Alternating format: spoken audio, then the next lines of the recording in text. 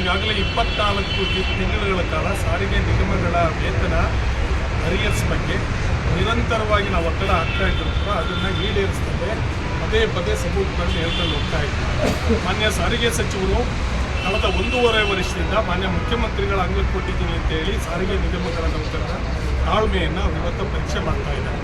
ನಾವು ಇನ್ನು ಮುಂದೆ ಅವರು ಏನು ಅಂದರೆ ಅಧಿವೇಶನ ಕಳೆಯೋದ್ರೊಳಗೆ ನಾವು ಒಂದು ತೀರ್ಮಾನಕ್ಕೆ ಬರ್ತೀವಿ ಅಲ್ಲಿ ಮಾತನಾಡಿ ಅಂತಕ್ಕಂಥ ಅಂಶವನ್ನು ಹೇಳಿದ್ದಾರೆ.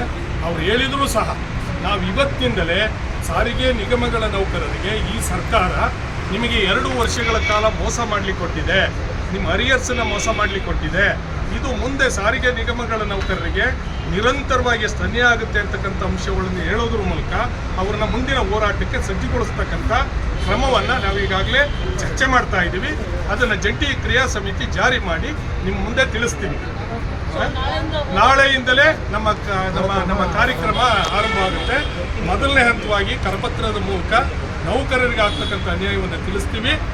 ಅವರು ಅದನ್ನು ಮನಗಂಡು ಏನಾದರೂ ತೀರ್ಮಾನಕ್ಕೆ ಬರದೇ ಇದ್ದರೆ 1,15,000 ಜನ ನೌಕರರು ಕೂಡ ಈ ಸರ್ಕಾರದ ವಿರುದ್ಧ ಸಿಡಿದೇಳ್ತಕ್ಕಂಥ ಸಂದರ್ಭ ಅನಿವಾರ್ಯವಾಗಿ ಬರುತ್ತೆ. ಅದನ್ನು ತಂದ್ಕೋಬಾರ್ದು ಅಂತಕ್ಕಂಥ ವಿನಂತಿ ಅಂತ ಕರಪತ್ರ ಎಲ್ಲ ಕಡೆ ಕೊಡ್ತೀವಿ. ಸಾರಿಗೆ ನಿಗಮಗಳ 1,15,000 ಜನ ನೌಕರರಿಗೆ ಸಮಾವೇಶಗಳನ್ನ ಮಾಡ್ತೀವಿ. ವಿಭಾಗ ಮಟ್ಟದಲ್ಲಿ ಅವರ ನೌಕರನ್ನು ಭೇಟಿ ಮಾಡ್ತೀವಿ. ಈ ಸರ್ಕಾರ ಏನೇನು ನಮ್ಮ ಜೊತೆ ನೆಗೋಸಿಯೇಟ್ ಮಾಡ್ತಾ ಇದೆ ಎಲ್ಲ ಅಂಶಗಳನ್ನು ತಿಳಿಸ್ತೀವಿ.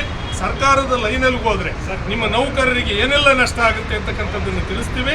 ಅಂತಿಮವಾಗಿ ಅದು ಯಾವ ರೂಪ ಬೇಕಾದ್ರೂ ತಗೋಬಹುದು. ನಾವು ಹೋರಾಟವನ್ನು ನಡೆಸೇನೆ ಪಡ್ಕೊಳ್ತಕ್ಕಂಥದಕ್ಕೆ ಸಜ್ಜಾಗಿ ಅಂತಕ್ಕಂಥ ಮಾತು ಕಾಯ್ತೀವಿ ಸೆಷನ್ ಮುಗಿಯವರೆಗೂ. ಯಾಕೆಂದರೆ ಒಬ್ಬರು ಬಹಳ ಜವಾಬ್ದಾರಿಯುತವಾದಂಥ ಸಚಿವರಾಗಿ ನಿಮ್ಮ ಎಲ್ಲ ಇವತ್ತೇನು ವಿಚಾರಗಳನ್ನು ಹೇಳಿದಿರಿ ನಾವು ಇದನ್ನು ಮಾನ್ಯ ಮುಖ್ಯಮಂತ್ರಿಯವರಿಗೆ ತಿಳಿಸ್ತೀನಿ.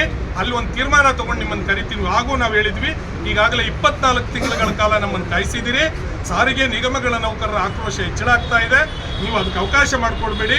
ಅನಿವಾರ್ಯವಾದ ಅದು ಯಾವ ರೂಪ ಬೇಕಾದ್ರೂ ತಗೊಳುತ್ತೆ ಅನ್ನತಕ್ಕಂಥ ಅಂಶವನ್ನು ನಾವು ಒಳಗಡೆಯನ್ನು ಹೇಳಿದ್ದೀವಿ. ಅದೇ ರೀತಿ ಮುಂದೆ ಹೋಗ್ತೀವಿ. ಅನಿವಾರ್ಯವಾದರೆ ಅನಿರ್ದಿಷ್ಟಾವಧಿ ಮುಷ್ಕರವನ್ನು ಜನ ಮಾಡ್ತಾರೆ, ಮಾಡಿಸ್ತೀವಿ. ಅದಕ್ಕೆ ನಾವು ತೀರ್ಮಾನ ಮಾಡ್ತೀವಿ ಯಾವ ರೂಪದಲ್ಲಿ ಮಾಡಬೇಕು ಅಂತಕ್ಕಂಥ ತೀರ್ಮಾನ ಮಾಡ್ತೀವಿ. ಅದು ಅನಿರ್ದಿಷ್ಟವಾಗಿಯೇ ಇರುತ್ತೆ. ನಮ್ಮ ಬೇಡಿಕೆ ಈಡೇರೋವರೆಗೂ ನಾವು ಯಾವುದೇ ಸಂದರ್ಭದಲ್ಲಿ ಇದು ಮಾಡೋದಿಲ್ಲ. ಯಾಕೆಂದರೆ ನಾವು ತಾಳ್ಮೆಯನ್ನು ನೌಕರರು ಕಳ್ಕೊಂಡಿದ್ದಾರೆ.